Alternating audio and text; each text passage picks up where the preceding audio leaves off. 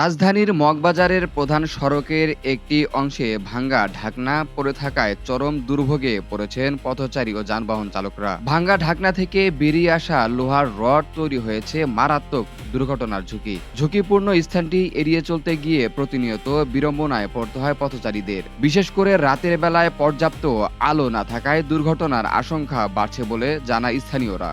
দীর্ঘদিন ধরে ঢাকনাটি ভাঙ্গা অবস্থায় পড়ে থাকলেও কার্যকর কোনো ব্যবস্থা নেয়নি সিটি কর্পোরেশন। এ নিয়ে স্থানীয় বাসিন্দাদের মধ্যে ক্ষোভ ও অসন্তোষ দেখা দিয়েছে। পাশাপাশি বেরিয়ে থাকা রডগুলো অপসারণের দাবি জানিয়েছেন তারা। মাঝখানে এই মাস 6 আগে একবার ভাঙছিল, ভাঙার পরে এটা মেরামত করে গেছিল, কোনো মতো আর কি মেরামত করছে। আজকে প্রায় 1 মাসের উপরে এটাই অবস্থা। এটা মাঝে মধ্যে আমি ওইটা রডগুলি করতে, কিন্তু গাড়ির চাপে তো আপনার রডগুলি বসে যায়। এটা কিভাবে ঠিক করে এটা সিটি কর্পোরেশন বলতে পারবে। দ্রুত সমাধান না, এটা তো যে কোনো মুহূর্তে দুর্ঘটনা করতে পারে। রাত্রে মনে করেন বড় বড় লরি আসে, এখান দিয়ে মালবাহী ট্রাক আসে, যে কোনো মুহূর্তে একটা দুর্ঘটনা করতে পারে।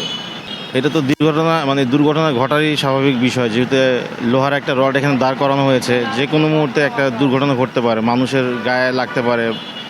হঠাৎ একটা যানবাহন যদি এখান দিয়ে আসে, একটা দুর্ঘটনা ঘটতে পারে, বড় ধরনের একটা বিপর্যয় ঘটতে পারে। এটা সরকারের চোখে আসা উচিত, যারা সিটি কর্পোরেশনের দায়িত্বে আছেন তাদের তো এটা দেখা উচিত। খুবই একটা বিপজ্জনক। মানুষ অনেক সময় আপনার জরুরি কাজে যাবে, কিন্তু অ্যাক্সিডেন্টলি কোনো কারণে রডের সাথে ধাক্কা খাইতে পারে, বা আপনার গর্ত আছে, গর্তে পড়ে যাইতে পারে, যার পাশে আপনার ম্যানহোল সমস্যা হইতে পারে।